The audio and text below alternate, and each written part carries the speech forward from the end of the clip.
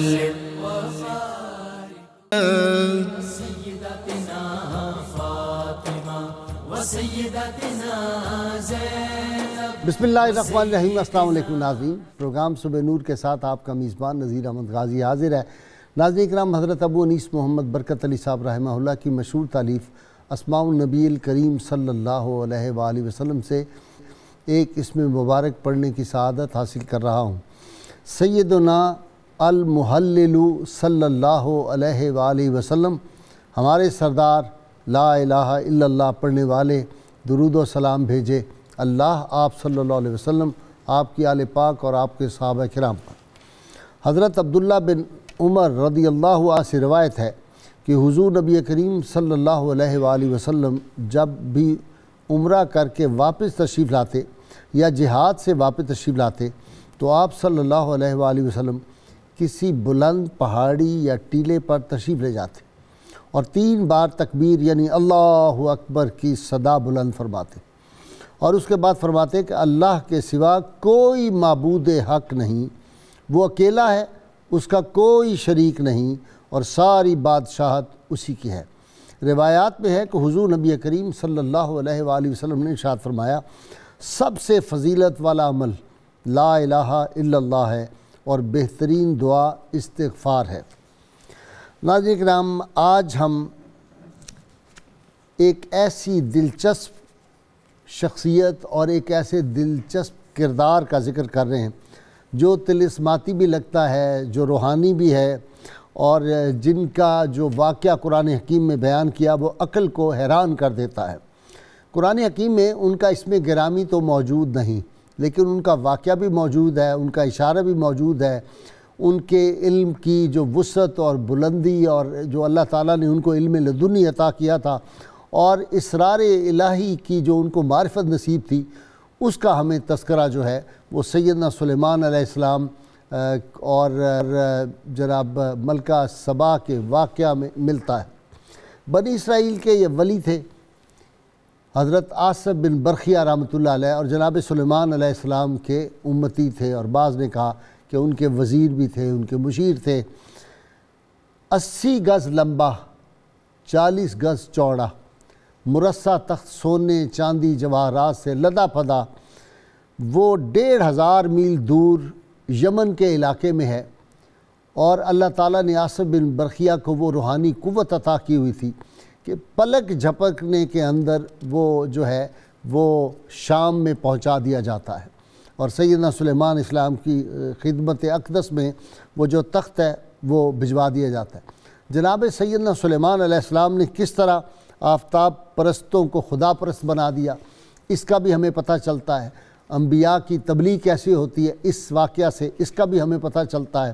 اس میں ہمیں یہ بھی قرآن حکیم سے ثابت ہو جاتا ہے کہ کرامت جو ہے یہ قرآن حکیم سے ثابت ہے۔ بعض لوگ شک و شبہ میں مبتلا ہو جاتے ہیں، عقل محدود ہے بالکل، اور جو دنیا ہے عقل کی اور علم لدنی کی، وہاں تک عقلیں نہیں پہنچتی تو بعض لوگ اس کا انکار کر دیتے ہیں۔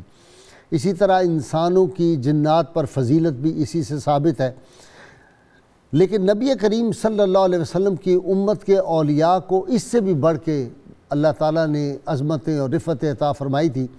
کہتے ہیں کہ ایک دفعہ صحابہ کرام بیٹھے ہوئے آپس میں ڈسکس کر رہے تھے کہ آصف بن برخیہ کو کیسا اللہ تعالیٰ نے قوت اور طاقت عطا کی تھی، ان کو کیسا علم عطا کیا تھا۔ تو سید عالمین صلی اللہ علیہ وسلم تشریف لائے، آپ نے کہا میرے صحابہ، آصف بن برخیہ کو 73 حصے علوم کے ہیں، آصف بن برخیہ کے پاس 1 حصہ تھا، اور علی المرتضیٰ شیر خدا کے پاس 73 حصے علوم کے ہیں۔ نبی کریم صلی اللہ علیہ وسلم کی امت کے جو لوگ ہیں، اللہ تعالیٰ نے وہ حدیث قدسی جو ہے کہ میرا بندہ نوافل پڑھ پڑھ کے میرے اتنا قریب ہو جاتا ہے کہ میں پھر اس کے ہاتھ بنتا ہوں، مجھ سے بن جاتا ہوں، مجھ سے پکڑتا ہے، میں آنکھ بنتا ہوں، مجھ سے دیکھتا ہے، میں کان بنتا ہوں، مجھ سے سنتا ہے، حتیٰ کہ میں زبان بنتا ہوں، وہ مجھ سے بولتا ہے، اور میں قدم بنتا ہوں، وہ مجھ سے چلتا ہے۔ یعنی اللہ تعالیٰ کا قرب جو ہے وہ عبادت کر کر کے اللہ کے ولی ان کے اتنے قریب پہنچ جاتے ہیں۔ اس کی مثالیں ہمیں سیدنا عبد القادر جیلانی رحمہ اللہ کی حیات سے ملتی ہیں، کس طرح جو تھے چوروں کو کتب بنایا تھا، کس طرح 1,00,000 انسانوں کی تقدیر بدل دی، جو بدگماش لوگ تھے، جو گنہگار تھے آخری درجے کے، وہ سارے اولیاء اللہ انہوں نے بنا دیے۔ ابو مسلم خولانی رحمۃ اللہ علیہ تابعی ہیں، اور اسود انسی جس نے جھوٹی نبوت کا دعویٰ کر دیا تھا، جھوٹا نبی بنا ہوا تھا، اس نے ان کو آگ میں ڈالا تھا، آگ گلزار بن گئی تھی۔ اسی طرح سیدنا عمر فاروق رضی اللہ تعالیٰ عنہ 1000 میل دور بیٹھے ہوئے اور کہہ رہے ہیں کہ ساریہ پہاڑ کے پیچھے دیکھو، ہواؤں سے وائرلیس کا پیغام لیا، دریاؤں کے نام آپ نے رکے جو تھے سیدنا عمر فاروق رضی اللہ تعالیٰ عنہ لکھے۔ اسی طرح مشہور تابعی حضرت عامر بن قیس رضی اللہ عنہ اپنی آستین میں 2000 درہم لے کے نکلتے تھے اور سب تقسیم کرتے، غرباء میں واپس آتے درہم اتنے ہی ہوتے تھے۔ اور ایک دفعہ ایک قافلے مسلمانوں کے قافلہ جا رہا تھا جہاد میں، تو اس کو شیر نے روک لیا، لوگ گھبرائے کھڑے تھے، یہ آئے آ کے شیر کی گردن پہ قدم رکھا اور کہنے لگے اللہ کے کتوں میں سے تم کتے ہو، ہمارا تم نے راستہ روکا ہوا ہے۔ تو وہ جو کتا تھا وہ دم ہلانے آپ کے آگے آگے چل پڑا تھا۔ اسی طرح ایک دن انہوں نے اللہ کی بارگاہ میں حضرت عامر نے دعا کی، یا اللہ میرے لیے سردی بڑی شدید ہے، وضو کو آسان بنا دے۔ تو کہتے ہیں جب کبھی وہ وضو کرتے تھے سردیوں میں تو پانی میں سے بھاپ نکل رہی ہوتی۔ حضرت سفینہ کا مشہور واقعہ رضی اللہ تعالیٰ عنہ، شیر والا واقعہ جو ہے بہت مشہور ہے، شیر سے ہم کلام ہوئے۔ شیر جو تھا اس نے سیدنا بلال کو اور خلفائے راشدین کو نبی کریم صلی اللہ علیہ وسلم کی شان پاک میں سلام بھیجا تھا۔ اس طرح کے ہزاروں واقعات ہمارے اولیاء اللہ کے، حبیب اجمی اور حضرت حسن بصری کا مشہور واقعہ ہے کہ حسن بصری جو تھے وہ اندر چھپ گئے آگے۔ حبیب اجمی جب اس کے جو تھا بڑا ظالم بادشاہ جو تھا اس وقت، کیا نا حجاج بن یوسف جو تھا، اس کے سپاہی ڈھونڈنے کے لیے آئے، تو آپ نے کہا اندر ہیں، وہ اندر بار بار 6 بار گئے اور 6 بار ان کو اندر امام حسن بصری نظر نہیں آئے۔ تو یہ ان کی کرامت تھی۔ اور اسی طرح اتنے واقعات ہیں۔ حضرت عقبہ بن نافع رضی اللہ تعالیٰ عنہ جب گئے ہیں تو جو جہاد میں قافلہ تھا مسلمانوں کا، مجاہدین کا، اس کو شدید پیاس لگی، پانی کی کمی ہو گئی، اللہ سے دعا کی تو ان کے گھوڑے نے اپنے سم مارے زمین میں وہاں میٹھے پانی کا چشمہ جاری ہو گیا۔ یہی عقبہ بن نافع ہیں، جب وہ افریقہ میں بنانے لگے تھے ایک جگہ پہ اپنی چھاونی، تو وہاں پہ لوگوں نے کہا یہاں سانپ، بچھو اور بھیڑیے بہت زیادہ ہیں۔ آپ نے کھڑے ہو کے اپنے گھوڑے کی پیٹھ پہ تقریر کی کہ اے جنگل کے درندوں، رسول اللہ صلی اللہ علیہ وسلم کے غلام آگے ہیں، اس علاقے کو چھوڑ دو، ہم نے چھاونی بنانی۔ مورخین نے لکھا ہے کہ سانپوں نے اپنے بچوں کو اپنی پشت پہ سوار کیا ہوا تھا، اور یہ جو بھیڑیے تھے انہوں نے اپنی پشت پہ سوار کیا ہوا تھا، اور کہہ رہے تھے بھاگو، محمد رسول اللہ صلی اللہ علیہ وسلم کے غلام آگے، بھاگو، اس جنگل کو خالی کر دیا۔ اتنے واقعات ہیں۔ مائی رابعہ بصریہ رحمۃ اللہ علیہ جو تھی باتیں کر رہی تھی امام حسن بصری سے، تیل ختم ہو گیا ان کے دیے میں، تو انہوں نے کہا میں جا کے تیل لاؤں، کہہ لیں گے نہیں، میرا رب جانتا ہے کہ میری بندی کو روشنی کی ضرورت ہے۔ ساری رات گفتگو کرتی رہی اپنی اس انگلی سے، اور یہ انگلی جو تھی ان کی ٹارچ بن گئی تھی۔ ان کے بھی ہزاروں واقعات کے کعبۃ اللہ ان کے استقبال کے لیے جو ہے ابراہیم بن ادم نے دیکھا وہ پہنچا ہوا ہے۔ اس طرح کے اتنے واقعات نبی کریم صلی اللہ علیہ وسلم کی امت کے اولیاء کے۔ باجی بستامی جو ہیں وہ طوائف کو لاتے ہیں، مصلے پہ کھڑا کر دیتے ہیں اور پھر کہتے ہیں یا اللہ یہ قالب کو تو میں نے بدل دیا، قلب تیرے ہاتھ میں ہے، وہی پھر ولیہ بن جاتی ہے زمانے کی۔ ہزاروں نہیں لاکھوں واقعات امت مسلمہ کے اولیاء کرام کے ہیں۔ آج ہمارا موضوع چونکہ حضرت عاصب بن برقیہ رحمۃ اللہ علیہ کے حالات زندگی اور ان سے اپنے ناظرین اور سامعین کو واقف کرانا ہے، میں شروع میں ایک خوشی کی بات آپ کو بتا دوں۔ 4-5 روز پہلے بلوچستان سے ہمیں فون آیا تھا کہ دعا کریں، یہاں بہت خشک سالی ہے، بارش نہیں ہو رہی، برف باری نہیں ہو رہی، فصلیں تباہ ہو جائیں گی۔ تو ہم نے سب اپنے ناظرین سے، سامعین سے دعا کروائی، اپنے اسکالر سے۔ کل مجھے بہت زیادہ میسیجز آئے کہ اس سے اگلے دن ہی بارشیں بھی شروع ہو گئیں اور باری بھی، تو انہوں نے کہا ہماری خشک سالی ختم ہو گئی ہے۔ یہ اللہ تعالیٰ کا خاص کرم ہے، چونکہ میں ایسے لاکھوں لوگوں کو جانتا ہوں جو صبح نور پروگرام جب دیکھتے ہیں تو باوضو ہو کے وہ دیکھ رہے ہوتے ہیں، ان کی دعائیں پھر اللہ تعالیٰ کی بارگاہ میں جاتی ہیں۔ تو یہ دعائیں جاری رکھیں، یہ بھی دعا کیجئے۔ کل مجھے بہت دکھ ہوا ہے جو بسنت میں ایک بچی شیخو پورے کی شدید زخمی ہے، زندگی موت کی حالت میں ہے، تو یہ جن ظالموں نے یہ ڈور کا اور بسنت کا سلسلہ شروع کیا ہے ان کے لیے بھی دعا کریں، اللہ ان کو ہدایت دے، اور اگر یہ ناقابل ہدایت ہیں اللہ تعالیٰ ان کو اٹھا دے، پاکستان سے دور کر دے یہ بسنت بنانے والوں کو۔ جی، عاصب بن برقیہ رحمۃ اللہ علیہ رات کے حوالے سے گفتگو کرنے کے لیے میرے ساتھ آج میری اس علمی بزم میں اور روحانی بزم میں شریک ہیں جناب پروفیسر سعید احمد خان صاحب، ان کے ساتھ نوجوان اسکالر، کئی کتابوں کے مصنف علامہ محمد احمد برکاتی، اور ان کے ساتھ نوجوان اسکالر پروفیسر بشار صدیق اظہروی۔ آپ تینوں کا بہت بہت شکریہ۔ جی خان صاحب، حضرت عاصب بن برقیہ قرآن حکیم میں ذکر پاک۔ بسم اللہ الرحمن الرحیم۔ اللہم صلی علی محمد وعلی آل محمد وبارک وسلم۔ بہت شکریہ محترم غازی صاحب، آپ نے بڑا ہی خوبصورت تعارف پیش فرمایا۔ سیدنا حضرت آصف بن برقیہ، سیدنا حضرت سلیمان علیہ السلام نبی ہیں جی، وہ ان کے صحابی ہیں، جی، اور ہم یہ دیکھتے ہیں کہ قرآن کریم کا موضوع ہے الانسان۔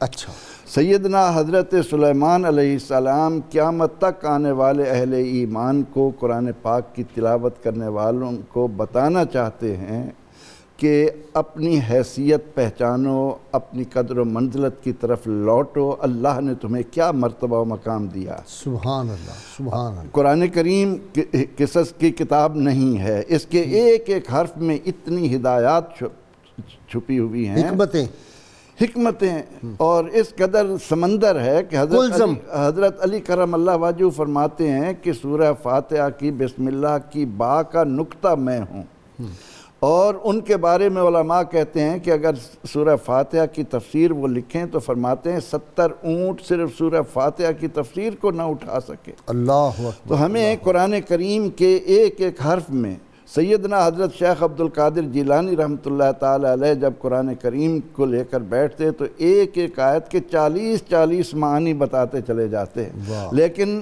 اس کی بھی کوئی حد نہیں تھی۔ اب سیدنا حضرت سلیمان علیہ السلام خود جس منزلت پر فائز ہیں، اس کا اظہار آپ اس انداز میں کر رہے ہیں کہ فرماتے ہیں کہ ہے کوئی میں یاتینی بعرشہا، جو ملکہ بلقیس کے تخت کو یہاں لے آئے، تو قرآن کہتا ہے قال عفریت من الجن انا آتیک بہ قبل ان تقوم من مقامک۔ اے اللہ کے نبی، اگر آپ مجھ عفریت نامی جن کو اجازت دیں تو آپ کی مجلس برخاست ہونے سے پہلے میں اس تخت کو لا کر آپ کی خدمت میں رکھ دوں گا۔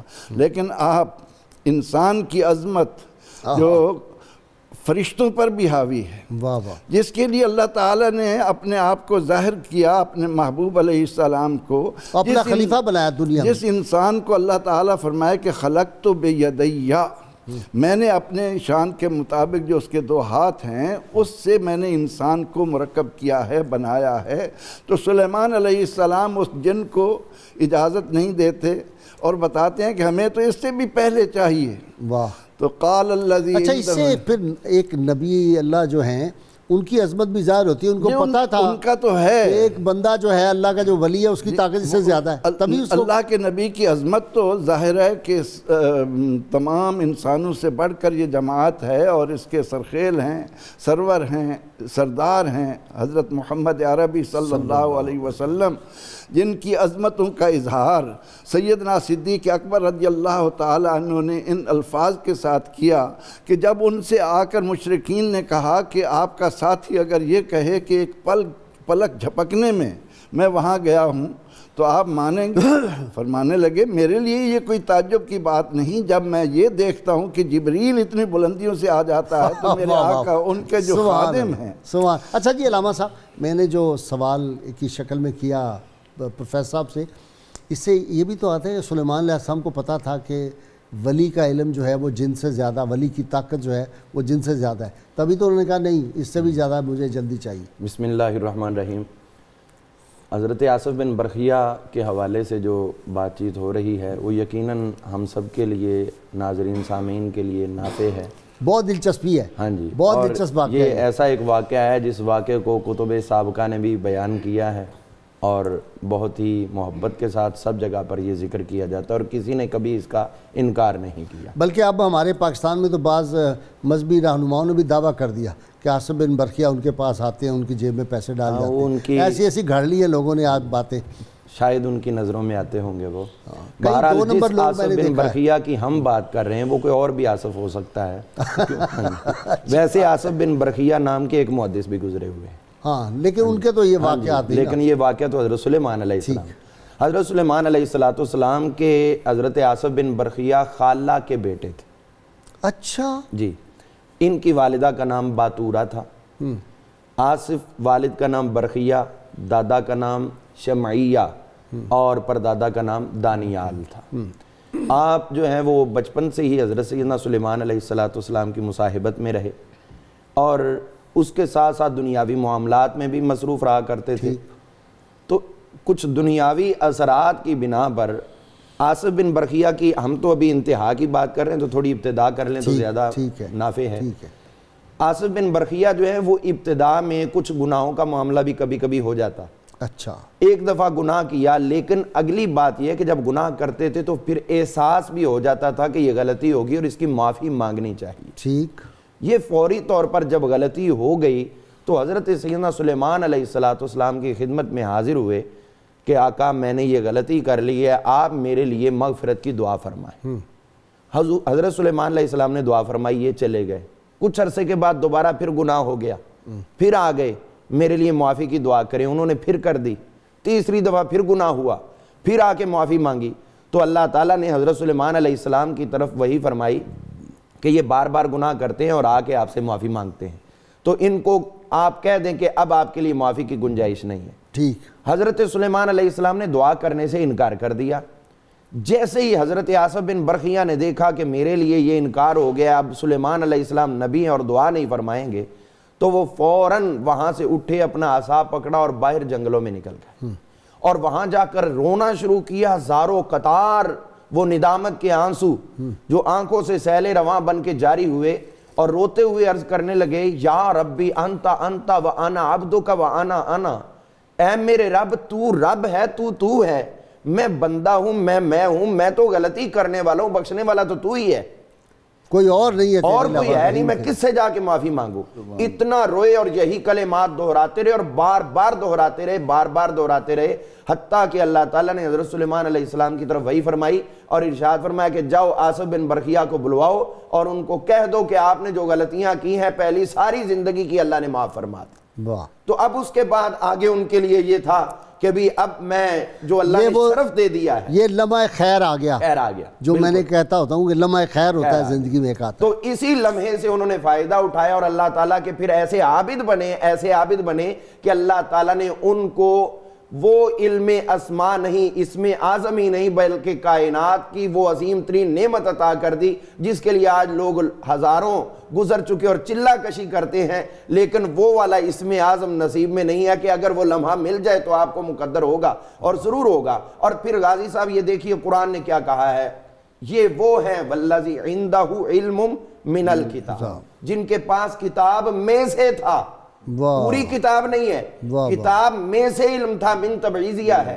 لیکن جب حضور صلی اللہ علیہ وسلم کی نبوت کا انکار کیا ہے، سورۃ الرعد کے اندر موجود ہے، کفار مکہ نے، تو وہاں پر اللہ تعالیٰ نے ارشاد فرمایا تھا، اے محبوب قل کفا باللہ شہیدا بینی و بینکم، میرے اور تمہارے درمیان اللہ ہی ایک گواہ کی حیثیت سے کافی ہے، اس کو پتہ ہے کہ میں اس کا رسول ہوں اور وہ گواہ کے طور پر کافی ہے. عندہ علم الکتاب، جس کے پاس پوری کتاب کا علم، سبحان اللہ، ان کے پاس کتاب کے جز کا علم اور ادھر پوری کتاب کا علم. اور امام صاحب بھی فرماتے ہیں کہ علم الکتاب، عندہ علم الکتاب کون ہے، کس کے پاس ہے کتاب پوری کا علم؟ فرماتے ہیں حضرت سیدنا مولا علی المرتضیٰ شیر خدا کے پاس.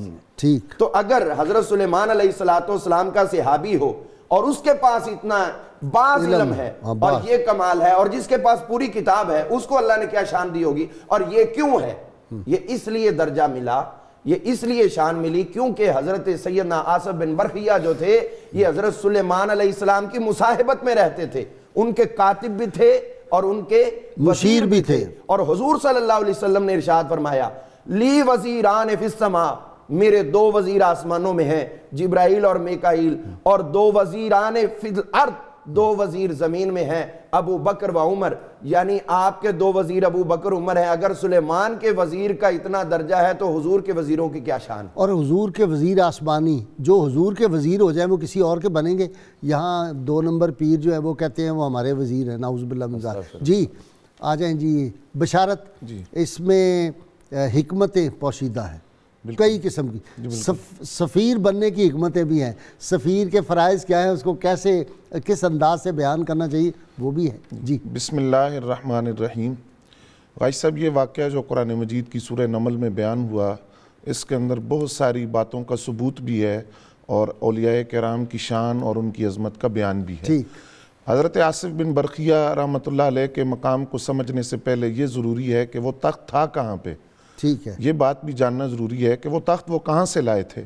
جیسا کہ آپ نے فرمایا کہ 1500 میل کا وہ سفر تھا، اور اس سفر میں ملکہ بلقیس کا جو محل تھا اس میں بعض روایات کے مطابق 7 کوٹھڑیاں تھیں، اور بعض روایات میں ہے کہ 9 کوٹھڑیاں تھیں، اور ہر کمرے کے پیچھے ایک کمرہ تھا، اور ان 7 کمروں میں سے 7ویں کمرے کے اندر اس تخت کو رکھا گیا، اور بعض روایات میں کہ گاڑ دیا گیا زمین کے اندر، اور ان 7 کمروں کو تالا لگا دیا گیا، اور ہر کمرے پر پہرے دار کھڑا کیا گیا. ظاہر سونا چاندی جو لگا ہوا تھا. اب پہرے دار کھڑا کیا گیا. اب دوسری بات یہ ہے کہ کھلے عام کسی جنگل میں نہیں پڑا ہوا، پہرے دار بھی کھڑے ہیں، کمروں کو تالا لگا ہے، اور 7واں کمرہ ہے.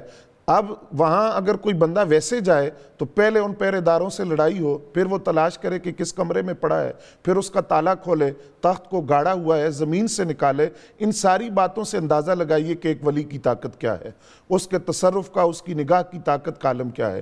پھر یہ ایک واقعہ تصوف کے بہت سارے مقامات کو قرآن سے ثابت کر رہا ہے. اس کے اندر پہلی بات ہے کشف، دوسری بات ہے علم لدنی، طے زمانی، طے مکانی. یہ ساری باتیں اس واقعے سے ثابت ہوتی ہیں. آپ دیکھیے کہ حضرت سلیمان علیہ السلام اپنے ان درباریوں سے پوچھتے ہیں، آپ نبی ہیں، جن سے آپ پوچھ رہے ہیں وہ تو نبی نہیں ہیں، وہ غیر نبی ہیں، اور آپ ان سے پوچھتے ہیں کہ کون لائے گا. اب جن نے جب کہا کہ میں لاتا ہوں، مجلس برخاست ہونے سے پہلے، مجلس آپ کی کتنی ہے کہ زوال کے وقت تک وہ جاری رہتی تھی، جس میں مفسرین نے لکھا 4 یا 5 گھنٹے بنتے ہیں، کہ یعنی ان 4-5 گھنٹوں میں وہ تخت اٹھا کر لاؤں گا. تو آپ نے فرمایا کہ مجھے اس سے جلدی چاہیے.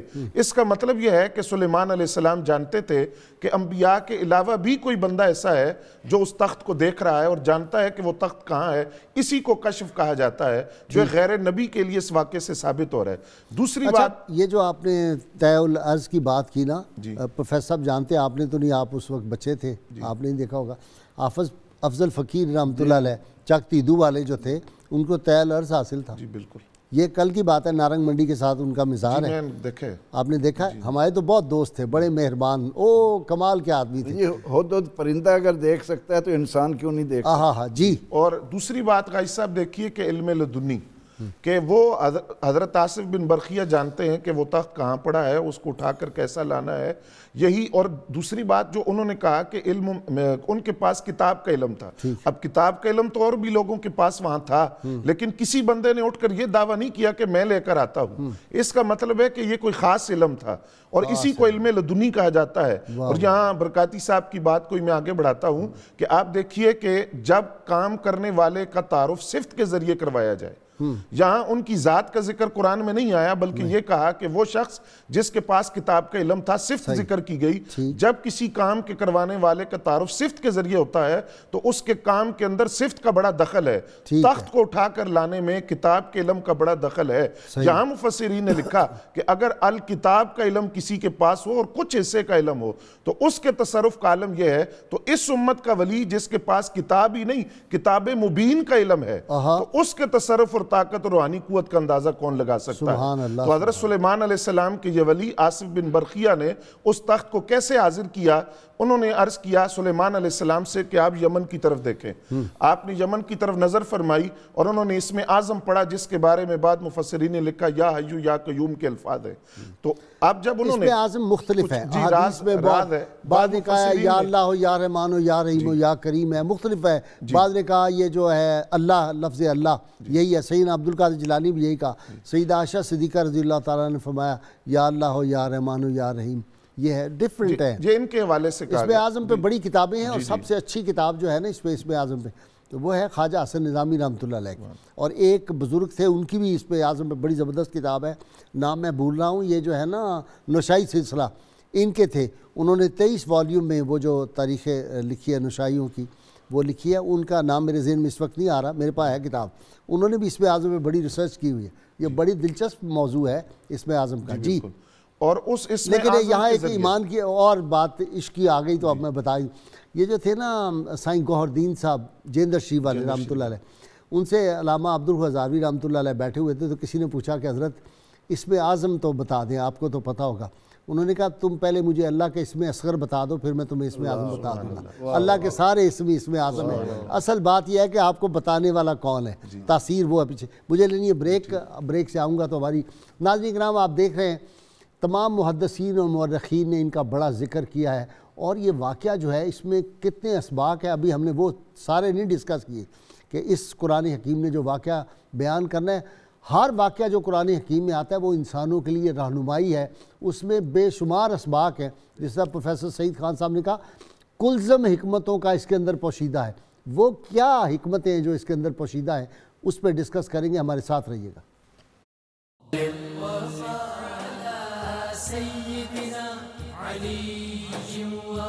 ویلکم بیک ناظرین کرام، گفتگو جاری تھی حضرت عاصم بن برخیہ رحمہ اللہ۔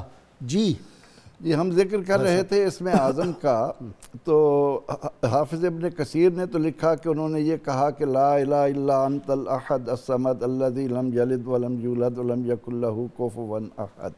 لیکن اس ضمن میں یہ عرض کرتا ہوں کہ سیدنا حضرت ابراہیم بن ادھم رحمۃ اللہ علیہ نے بڑی خوبصورت بات کہی۔ وہ فرماتے ہیں کہ اے اسم اعظم کے متلاشیو، صرف دو باتوں کا اہتمام کر لو، ایک تو یہ کہ حلق سے حرام کا لقمہ نہیں اتارو گے، اور نمبر دو یہ کہ اپنی زبان کو سچا رکھو گے۔ یہ دو کام تم کر لو اور پھر اللہ کو جس نام سے بھی پکارو گے وہ اسم اعظم ہوگا۔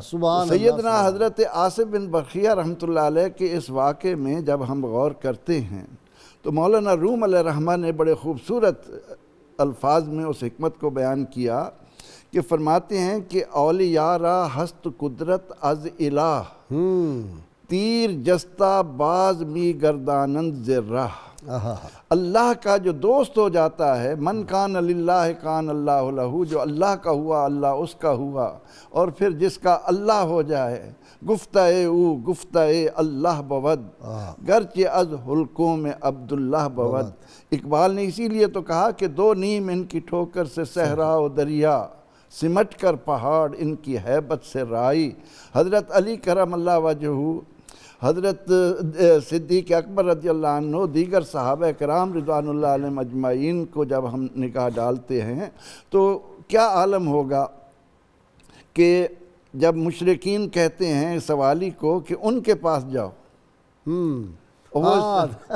مذاق کرنے کے لیے، غریب آدمی ہے، وہ کہتے ہیں جاؤ علی سے مانگو جا کے، وہ صرف ان کے مٹھی پر دم کرتے ہیں، اللہ تعالیٰ ان کی مٹھی میں کیا رکھ دیتا ہے؟ سونے کے دینار اشرفیاں بن جاتے ہیں۔ نبی اکرم رحمت عالم صلی اللہ علیہ وسلم کے لیے احادیث مبارکہ میں ہے کہ آپ صلاۃ کسوف پڑھا رہے ہیں، نماز کے دوران آپ نے ایک قدم آگے بڑھایا، اپنا ہاتھ اوپر کیا، پھر ہاتھ واپس کر کے قدم واپس کر لیا۔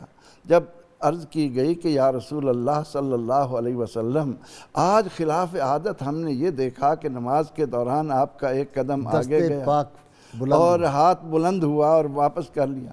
فرمایا کہ آج ہم نے قدم بڑھایا، جنت میں داخل ہو گئے، ہم نے جنت کی نعمت پر پھل پر ہاتھ رکھ دیا، اور اگر ہم توڑ لیتے تم قیامت تک کھاتے رہتے، ختم ہونے میں نہ آتا، لیکن ہم نے کہا کہ غیب کو غیب رہنے دیں۔ تو حضور سید عالم صلی اللہ تعالیٰ علیہ وسلم کی امت کو اللہ تعالیٰ نے جو انعامات دیے ہیں، ان کی طرف ہی سیدنا سلیمان علیہ السلام قرآن کریم کی ان آیات کے ذریعے توجہ دلا رہے ہیں کہ سب سے مشکل کام ہے انسان بننا۔ جب انسان اپنے اندر ملکوتی صفات پیدا کر لیتا ہے تو پھر اس کے لیے فاصلے بھی سمٹ جاتے ہیں، پھر اس کی طاقت کے سامنے دنیا کی کوئی وزنی چیز وزن نہیں رکھتی، وہ جہاں چاہتا ہے پہنچتا ہے۔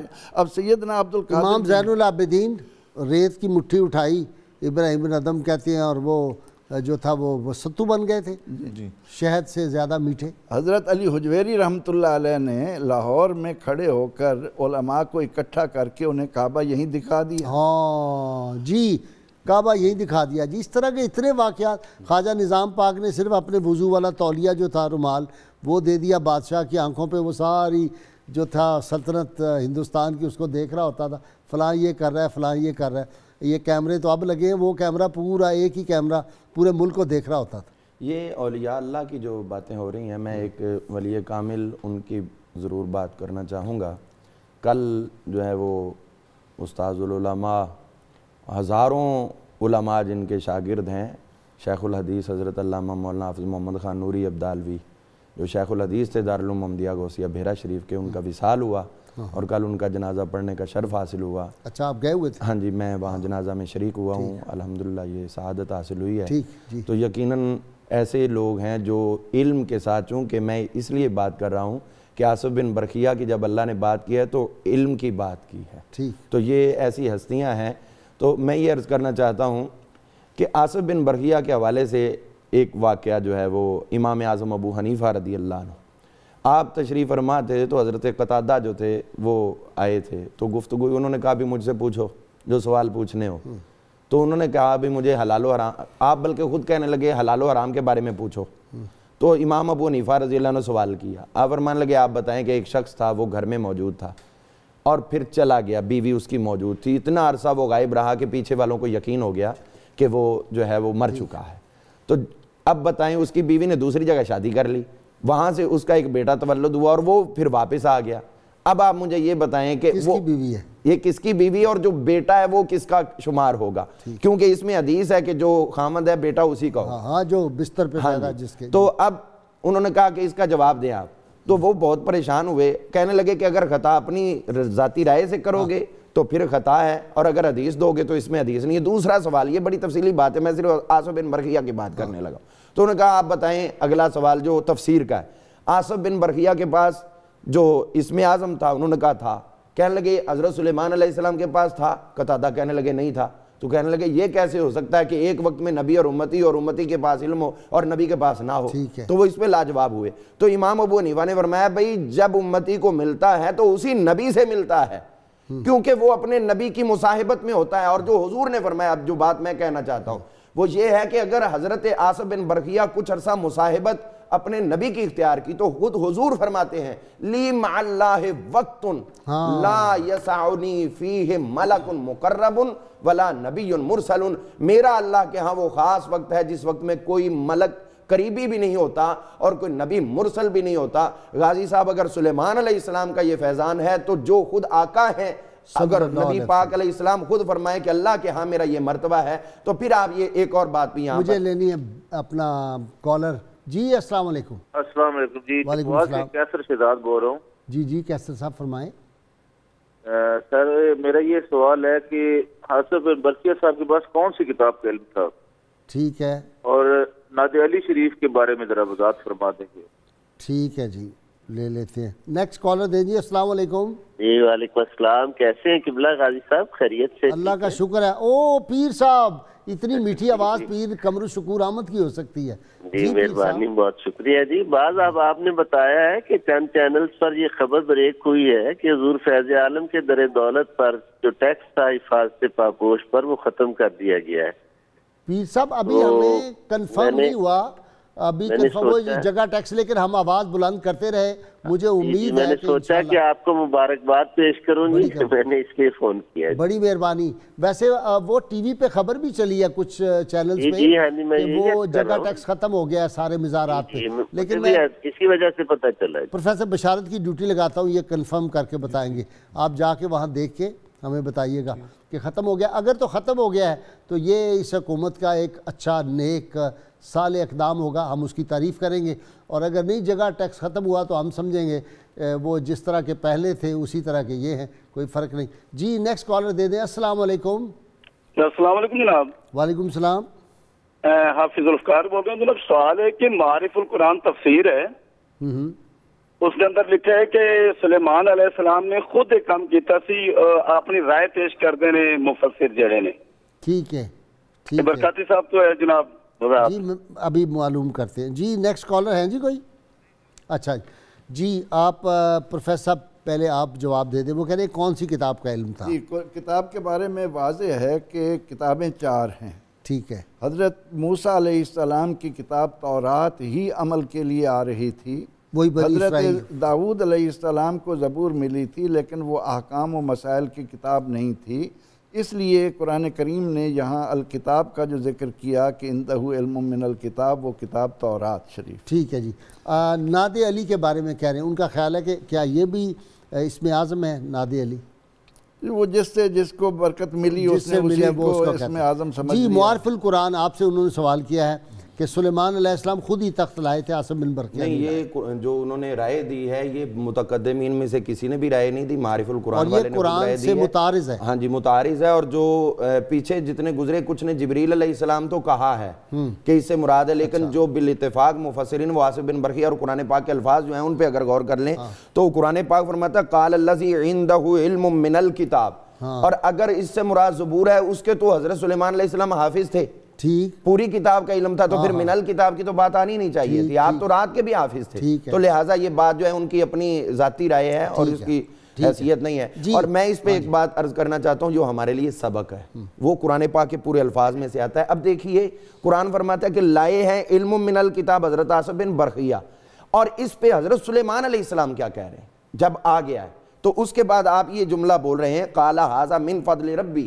یہ میرے رب کا فضل ہے، لیبلونی اشکر ام اکفر، تاکہ یہ اس لیے ہوا کہ اللہ مجھے آزمائے کہ میں اس کا شکر کرتا ہوں یا کفران نعمت کرتا ہوں. یعنی اس کا مطلب جب نعمت ملے اللہ کا شکر ادا کریں. اور بڑی بات یہ ہے کہ میں یہ کہنا چاہتا ہوں کہ کسی کے بچوں کو، آل اولاد کو، اس کے زیر سایہ لوگوں کو کوئی شرف ملتا ہے تو سب سے زیادہ لازم ہے کہ وہ سربراہ اللہ کا شکر ادا کرے.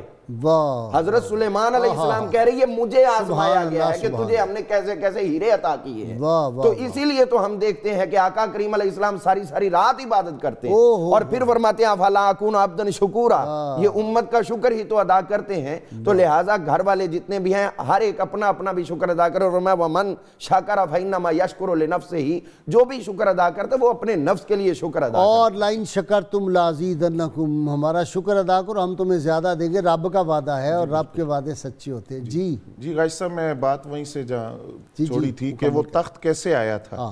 حضرت سلیمان علیہ السلام کی بارگاہ میں عاصم بن برقیہ نے عرض کیا کہ آپ یمن کی طرف نظر فرمائیں، تو انہوں نے یمن پر نگاہ ڈالی تو وہ تخت جو تھا وہاں اس 7ویں کمرے کے اندر زمین کے اندر گھس کر غائب ہو گیا، اور زمین کے نیچے سے ہوتا ہوا پلک جھپکنے سے پہلے زمین کے نیچے سے آیا. یہ میں نے پڑھا ہے، یہ میں بڑا حیران ہوا. کسی نے آتا ہوا دیکھا نہیں ہے، زمین کے نیچے سے آیا، مفسرین نے لکھا.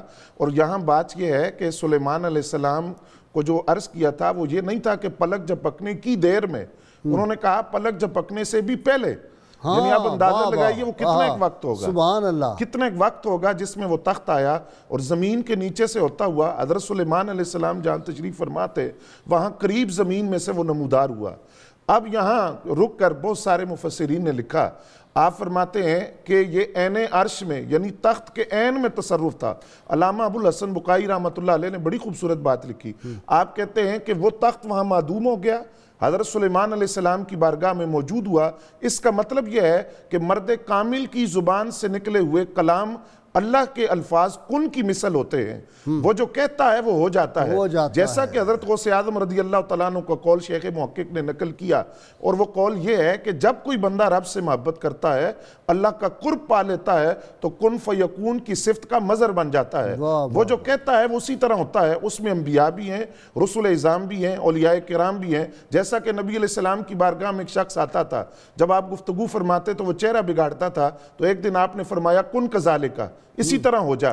وہ مرتے دم تک اس کا چہرہ بگڑا رہا اور وہ اسی طرح رہا. ایک اور بات آپ کو بتاؤں، جو نبی کریم صلی اللہ علیہ وسلم کی بارگاہ کے ادب کے قرینی اور سلیقے اختیار نہیں کرتے لوگ، گستاخ ہوتے ہیں، ان کے چہرے لانتی ہو جاتے ہیں. بالکل ایسے ہوگا، چہرے بگڑ جاتے ہیں. میں نے کئی ایسے دیکھے جو مرے اور ان کے چہرے اس کے بعد بدل گئے. کوئی شک نہیں. اور یہ اس کا دیکھیے، اس کی دوسرا عکس بھی آپ دیکھیے کہ جو ساری زندگی ان کی تعریف و توصیف میں گزارتے ہیں ان کے چہروں سے نور برستا ہے. جی بالکل. اور غازی صاحب دوسری بات یہ جو حدیث شریف حدیث قدسی آپ نے شروع میں اشارہ کیا، حضرت غزالی اعظماں رحمۃ اللہ علیہ نے بڑا خوبصورت نقطہ یہاں ایک بیان کیا. آپ فرماتے ہیں کہ بعد لوگ اس بات کی طرف جاتے ہی نہیں کہ اللہ کا ولی صفات الہیہ کا مظہر بن جاتا ہے، بلکہ وہ اس حدیث کا یہ معنی بیان کرتے ہیں کہ اس کا مطلب یہ ہے کہ ولی کا ہاتھ اللہ کی رضا میں اٹھتا ہے، ولی کا قدم اللہ کی رضا میں اٹھتا ہے، اور یہ معنی بیان کر کے یہاں رک جاتے ہیں. آپ فرماتے ہیں اس حدیث کا یہ معنی نہیں ہے، یہ مقام تو ولی پہلے کر چکا ہے، یہ کام تو ولی نے پہلے کیا، اس کے نتیجے میں یہ حدیث والا مقام اس کو ملا کہ وہ صفات الہیہ کا مظہر بن گیا. وہ اللہ کی رضا میں پکڑتا تھا، اللہ کی رضا میں چلتا تھا، سنتا تھا، دیکھتا تھا. بندہ مومن کا ہاتھ، اقبال نے کہا نا، ہاتھ ہے اللہ کا بندہ مومن کا ہاتھ. تو یہ اللہ تعالیٰ ان کو وہ اللہ کی صفات کے مظہر بن جاتے ہیں. اللہ تعالیٰ کی صفات کے مظہر بنتے ہیں، اللہ کے رنگ میں رنگے جاتے ہیں. صبغۃ اللہ ومن احسن من اللہ صبغہ.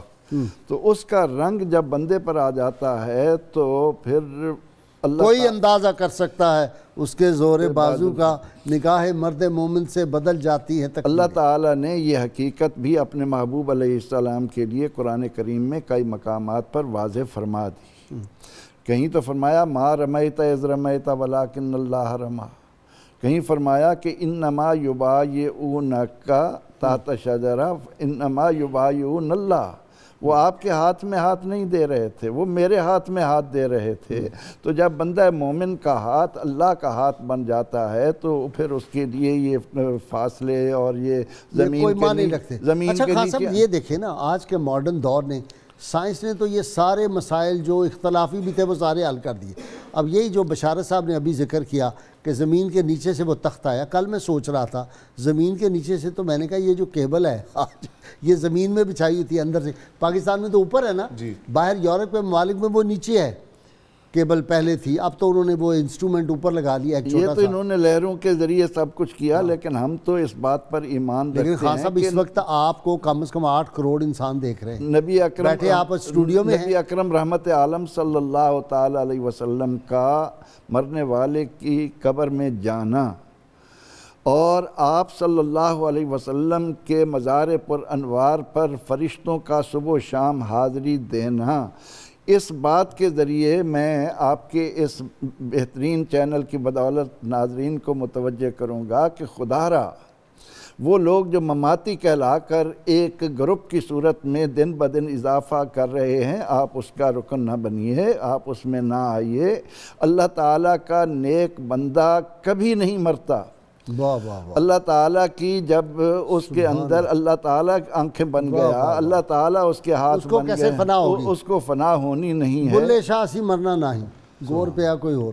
ایسے ہی ہے جی، یہ اولیاء اللہ جو ہیں وہ بل ینتقلون من الدار الی الدار کا سلسلہ ہوتا ہے، گھر سے دوسرا گھر، اور اس گھر سے تعلق ٹوٹتا بھی نہیں. کشتگانے خنجرے تسلیم را اور زماز غیب جانے دیگر است. تو غازی صاحب اس میں یہ ہے کہ آپ نے شروع میں بات کی تھی ایک نوافل کے حوالے سے، تو میں یہ عرض کرنا چاہتا ہوں کہ جب یہ واقعہ ہو رہا تھا حضرت آصف بن برخیہ کا، تو آپ نے فرمایا تھا کہ لاؤ، تو فوری طور پر آپ وہاں سے اٹھے، آپ نے وضو کیا اور پھر 2 نفل ادا کیے. اچھا جی، یہ بات چھوڑ دیتے ہیں لوگ. تو یہ یتقرب الی عبدی بالنوافل، وہ یہی درجہ ہے. حضرت سلیمان علیہ السلام کے سامنے انہوں نے یہ کیا اور اس کے بعد پھر آپ نے وہ تخت منگوایا. اب اس میں ایک بات اور بھی قابل غور ہے، وہ یہ ہے کہ کیا جو حضرت سلیمان علیہ السلام کے سامنے انہوں نے اتنا بڑا دعویٰ کر دیا تھا کہ پلک جھپکنے سے پہلے لا سکتا ہوں اور لاؤں گا، اور لائے، لیکن کیا اس سے پہلے انہوں نے کوئی ایسا تجربہ کر لیا تھا کہ نبی کے سامنے دعویٰ کر رہا ہوں جھوٹا نہ ہو جائے کہیں؟ تو اس کا یہ مطلب ہے کہ جو چیز ہمیں تجربات سے حاصل ہوتی ہے، اولیاء اللہ کو بغیر تجربات کے وہ حاصل ہو چکی ہوتی ہے. سائنس کی جو ترقی ہے اس کے اندر ایک بنیاد ہے. سائنس کسی بھی مسئلے کو حرف آخر نہیں گنتی، ہر چیز کو ارتقائی سمجھتی، جی بالکل، کہ آگے سے آگے بڑھنا ہے، اور اسی لیے یہ ترقی کر رہی ہے. تو ہم یہ کہتے ہیں کہ آپ تصوف کے اندر پھر یہ چیز کیوں نہیں اختیار کرتے؟ نظر تو الہ بلاد اللہ جمن کا خردلۃ علی حکم اتصالی. میں تو ایسے رب کے سارے شہروں کو دیکھتا ہوں جیسے ہاتھ پہ رائی کا دانہ. اور غوث پاک کے حوالے سے ہی میں عرض کر دوں، وہ جو نہاوند میں آپ پہنچے تھے، آپ اپنے ادارہ سے نکلے تو شاگرد آپ کا پیچھے ہوا، پتہ نہیں کہاں جا رہے ہیں، تو شہر سے باہر نکلے تو وہ پیچھے تھوڑی دیر بعد منظر بدل گیا، وہ حیران ہو گیا یہ تو وہ جگہ ہی نہیں ہے. وہاں دیکھا ایک شخص مر گیا ہے، اس کو لائے، پھر آپ نے اس کی تجہیز و تکفین کروائی، ایک اور کو پکڑا، کہا یہ اس کی جگہ پہ، پھر واپس آئے تو شہر میں. صبح انہوں نے پوچھا کہ سبق سناؤ، غوث پاک فرمانے لگے تو یہ کہنے لگے حضور مجھے سبق کا تو کوئی تصور نہیں رہا، رات جو دیکھا ہے میں گھبرا گیا ہوں. وہ کیا دیکھا تھا؟ آپ نے فرمایا تھا تجھے یاد ہے کہاں گیا؟ حضور مجھے جگہ کا تو نہیں علم. فرمایا ہم نہامند میں گئے تھے. علامہ صاحب آپ کو ایک اور دلچسپ بات بتاؤ، یہ جو حضرت موسیٰ سہاگ رحمۃ اللہ علیہ کا نا صدا سہاگی جن کے یہ مرید بھی ہوتے، ان کا مزار شریف گجرات میں ہے. میں پروگرام کر رہا تھا ابھی کوئی 4-5 ماہ پہلے کی بات ہے یہیں پہ، تو گجرات انڈیا سے کال آ گئی.